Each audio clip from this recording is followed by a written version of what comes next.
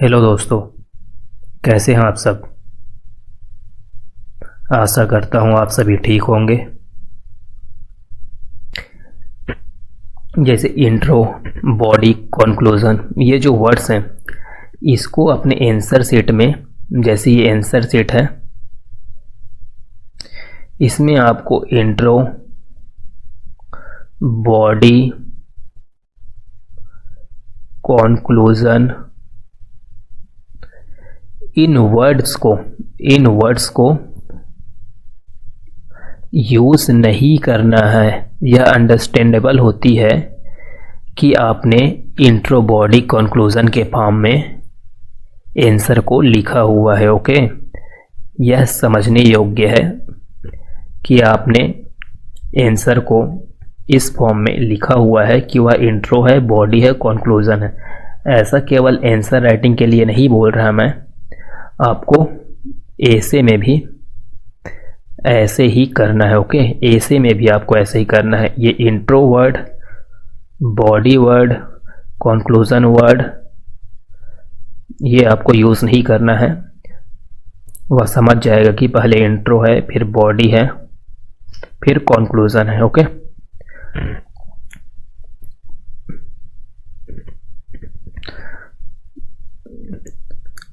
अब answer writing कर रहे हैं। अपने सामने आया एक क्वेश्चन। ओके, ये है क्वेश्चन, 2 लाइन का, 1 लाइन का, जो भी हो, ठीक है। ये है क्वेश्चन।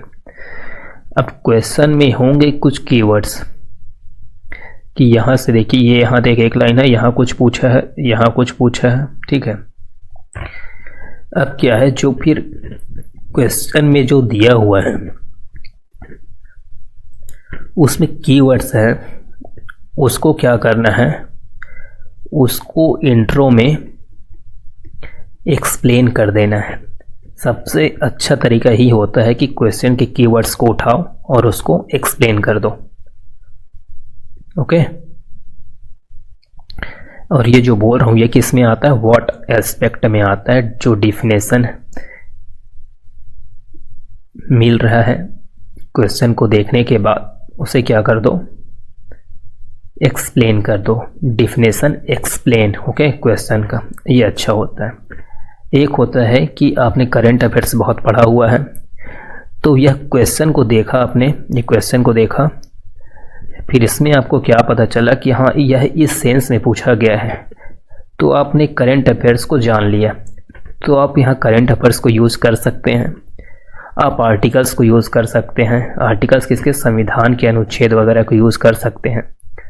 ओके, जैसे कि आप आर्टिकल का यूज़ कर सकते हैं, आईपीसीसी की जो रिपोर्ट है आप उसका यूज़ कर सकते हैं। इस तरह से आप कई चीज़ों का इस्तेमाल कर सकते हैं अपनी आंसर राइटिंग में। जैसे कि अगर मैं पॉलिटी की बात करूं, तो जैसे कि संसद से रिलेटेड कोई क्वेश्चन दिया हुआ है आंसर राइटिंग में, ठीक है, तो अपन क्या करेंगे, ये जो संसद है ना, इसको क्या करेंगे, ये इंट्रो है, इसमें क्या करेंगे, 2 लाइन में एक्सप्लेन कर देंगे। यह हो गया आपका इंट्रो। ओके, चलिए आगे देखते हैं। अब समझिए, इंट्रो के बाद अपन क्या लिखेंगे, बॉडी। ओके, अब बॉडी में क्या होगा, सबसे पहले तो आप सोच रहे होंगे हम पैराग्राफ में लिखें कि पॉइंट टू पॉइंट लिखें। हम क्या करेंगे, थोड़ा सा स्मार्टली खेलेंगे। ओके,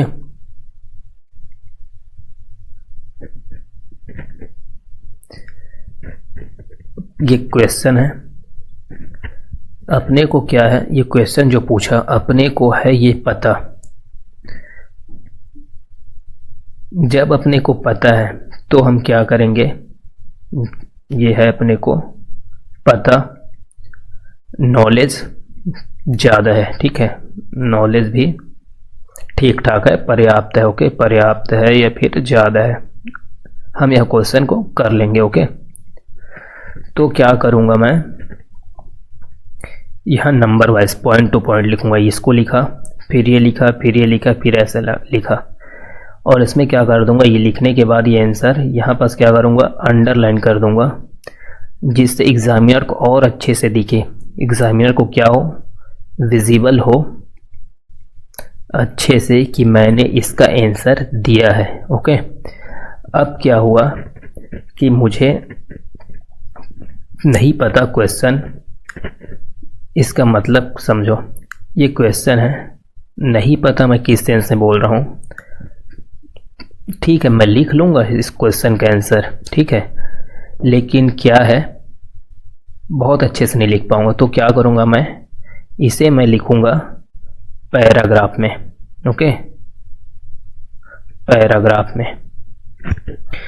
तो यह आपको समझ आना चाहिए कि आपको पॉइंट टू पॉइंट कब लिखना है और पैराग्राफ में कब लिखना है। जब आपको नॉलेज ज़्यादा है तो पॉइंट टू पॉइंट लिखिए, एग्जामिनर को दिखा कर लिखिए, और जब आपको उस चीज़ के बारे में कम नॉलेज है तो उसे पैराग्राफ में लिखना। ओके, क्या है यहाँ, यूज़ क्वेश्चंस लैंग्वेज। ओके,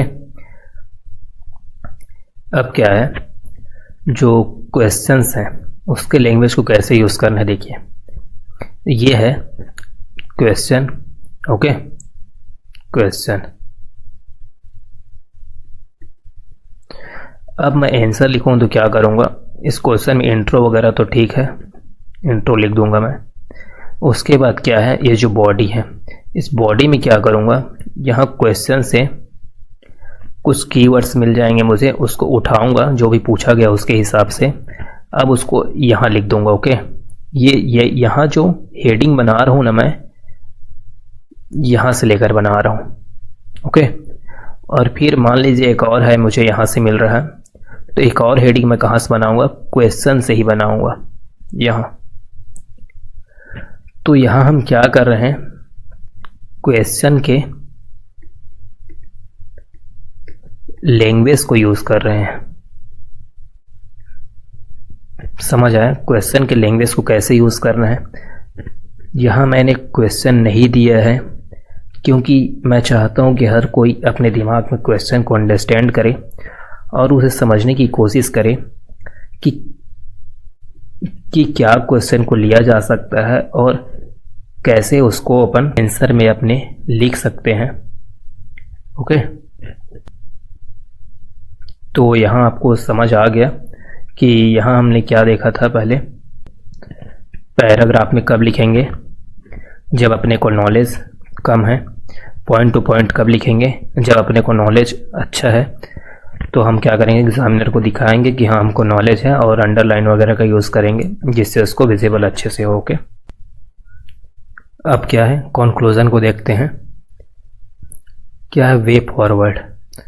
यहाँ क्या है, आप इनोवेट कर सकते हैं अपने अकॉर्डिंग, ठीक है, इनोवेट कर सकते हैं। और जो ये ऑप्टिमिस्टिक होती है, आशावादी, आपको हमेशा आशावादी होना है आंसर लिखते समय। ओके, इसका मतलब मैं समझाता हूँ। बाकी सॉल्यूशन बेस्ड होनी चाहिए और रिकमेंडेशंस होनी चाहिए। रिकमेंडेशंस आप किसकी देंगे, NGO, agency, law commission. Okay,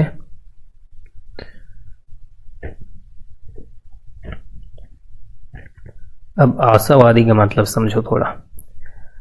question में पूछा गया है करप्शन को लेके,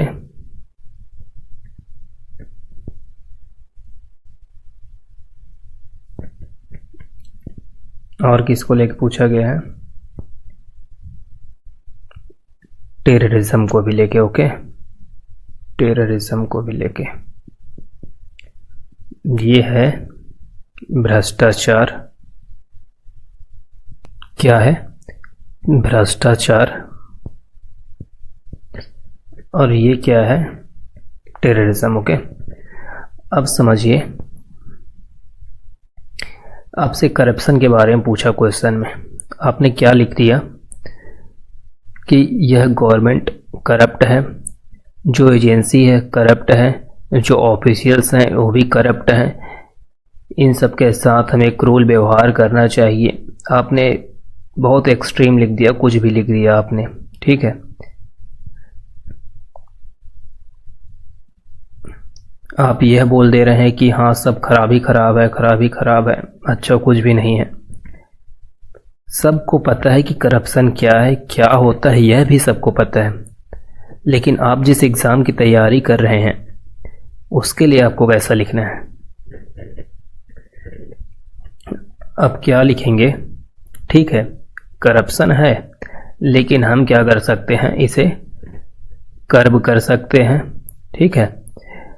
क्या है, करप्शन एक्ट है, एंटी करप्शन, ठीक है।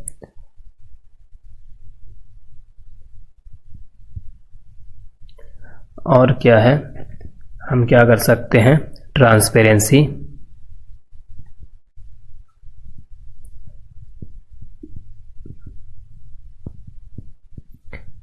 तो आपको इस तरह से सोचना है।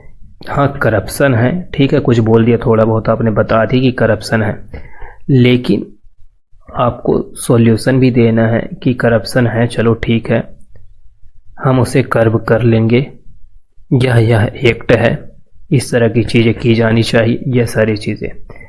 और इसी तरह टेररिज्म में भी, चलो हाँ टेररिज्म है, आप मानते हैं कि हाँ टेररिज्म है, यह भी सबको पता है टेररिज्म है, हम क्या करेंगे, इनको एजुकेट कर सकते हैं।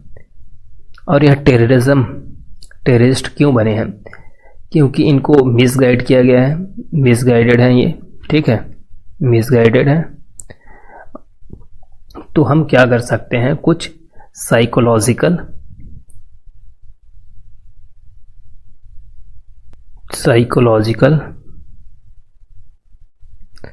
काउंसलिंग कर सकते हैं, ठीक है, काउंसलिंग। हम उन्हें स्किल प्रोवाइड कर सकते हैं, स्किल। तो इसमें आपने क्या लिखा, इसमें आपने बता दिया कि हाँ टेररिज्म है वगैरह वगैरह, लेकिन आप जिस एग्ज़ाम के लिए आपको सॉल्यूशन देना ज़रूरी है, चलो ठीक है, उन्हें मिसगाइड कर दिया गया है, तो हम उसकी साइकोलॉजिकल काउंसलिंग वगैरह हो सकती है, ओके, स्किल दे सकते हैं, एजुकेट कर सकते हैं, यह सारी चीज़ें, ओके।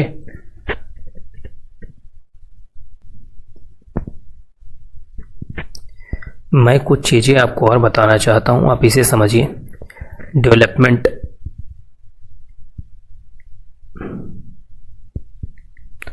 डेवलपमेंट का मतलब लोगों के लिए अलग अलग होता है। एक चाइल्ड के लिए डेवलपमेंट का मतलब अलग होगा, एक वुमेन के लिए डेवलपमेंट का मतलब अलग होगा, एक ओल्ड पर्सन के लिए डेवलपमेंट का मतलब अलग होगा, एक माइनॉरिटी के लिए डेवलपमेंट का मतलब अलग होगा। तो ये मैं आपको यह अंडरस्टैंड करवाना चाहता हूँ कि विकास का मतलब लोगों के लिए अलग अलग हो सकता है, ओके। जैसे कि आप जंगल में रहने वाले लोगों के लिए, उनके लिए विकास का मतलब कुछ और है, शहर में रहने वाले लोगों के लिए विकास का मतलब कुछ और है, ओके। तो आपकी थिंकिंग क्या होनी चाहिए, आपकी थिंकिंग होनी चाहिए ब्रॉड, ओके।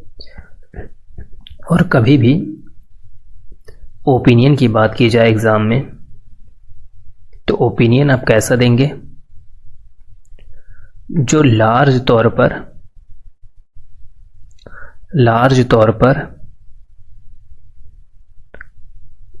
एक्सेप्टेबल है, ओके,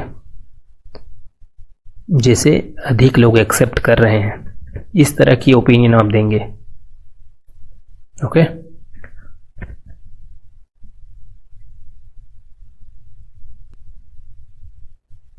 चलिए अब इस वीडियो को यहीं रोकते हैं, धन्यवाद।